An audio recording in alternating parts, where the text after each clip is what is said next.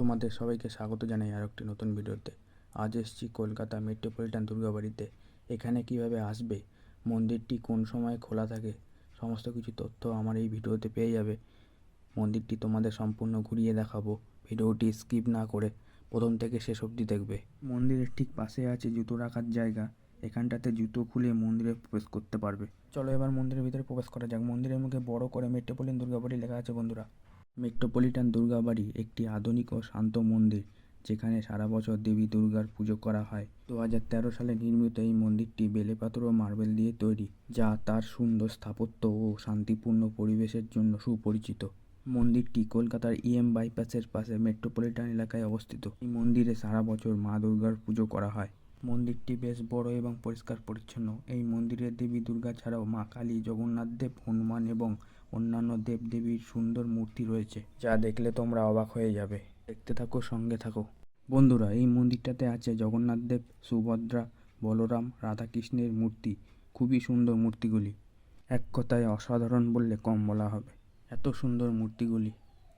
এটা মা কালীর মন্দির, মায়ের মুখটা খুবই সুন্দর।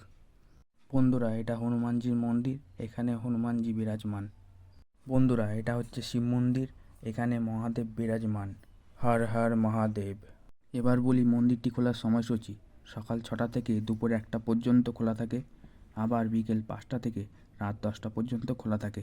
এই মন্দিরে সন্ধ্যা আরতি অত্যন্ত জনপ্রিয়, যা সন্ধ্যা 7টা থেকে 8টার মধ্যে অনুষ্ঠিত হয়। দুর্গাপুজোর সময় এখানে বিশেষভাবে জাঁকজমকপূর্ণ পুজো হয় এবং এটি স্থানীয়দের কাছে খুবই জনপ্রিয়।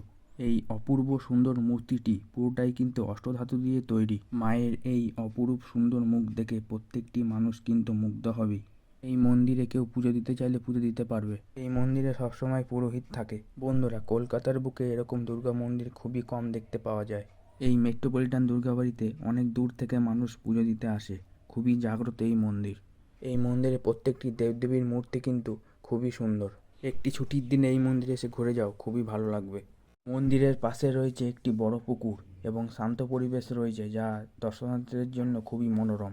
মন্দিরের দেওয়ালের কারুকার্য খুবই সুন্দর। ভিডিওটি ভালো লাগলে চ্যানেলটিকে এখনই লাইক, কমেন্ট, শেয়ার এবং সাবস্ক্রাইব করে দেবে। ভালো থাকবে, সুস্থ থাকবে, দেখা হবে পরের ভিডিওতে।